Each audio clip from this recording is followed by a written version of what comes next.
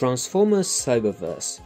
What else can I say about it? I already talked about the generic designs, fun references to past media, and brand new interpretation of old characters. So what about absolutely new characters? For some reason in the last few episodes, Hasbro suddenly allowed it, giving us a mini arc of Bumblebee meeting brand new characters. But which one of them should I choose? Maybe the lone gunman, betrayed by his kind. Maybe the serene god that protects the world from unknown evil. Or, since we are in the time of spooks, let's look at the valiant knight, protector of an ancient castle that's sadly cursed by an evil spell. Transformers Cyberverse Deluxe Thunderhowl.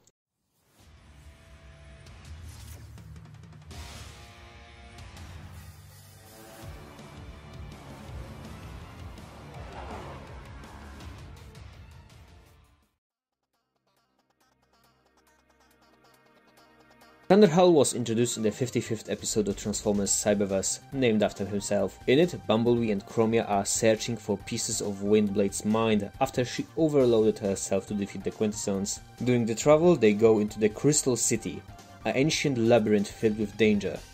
There, they are attacked by their own reflections. Thank God they are saved by a mysterious wolf calling himself Thunderhowl. Howl explains that he is a Knight of the Primes, and he was sent here ages ago by his master to destroy the Crystal City. Sadly, he got defeated by his own reflection, cursing him into wandering throughout the city, but with the help of the Autobots, they managed to escape. Now free from his entrapment, Thunderhowl is ready to serve Optimus with his sword, shield and electric abilities.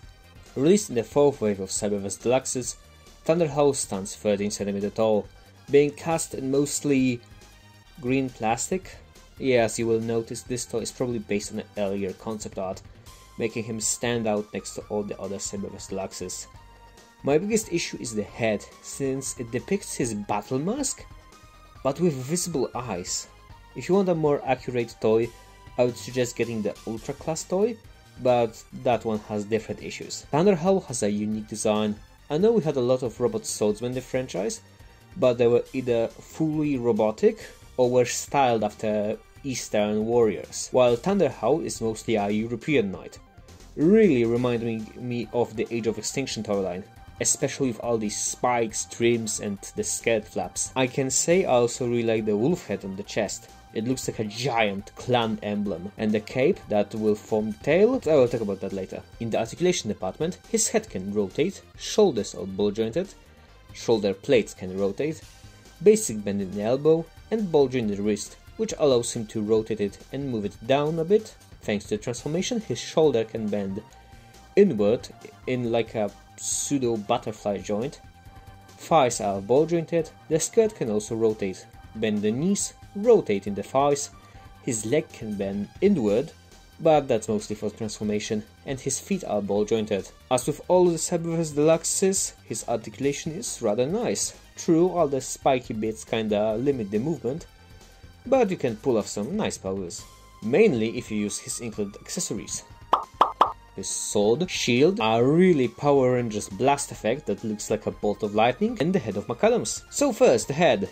I'm still missing some bits, so into the shelf it goes. The sword is a nice mold. It's hard to see it, but does have the wolf head details on it. Thunderhowl holds it nicely. The wrist and shoulder movement allow him to do some nice swinging and blocking poses. And he can even look like he's challenging his enemy to a duel. With the effect that can slide onto it, he can recreate the Thundercats intro. His shield goes after many early Beast Wars toys and is made from the pelt of his alt mode.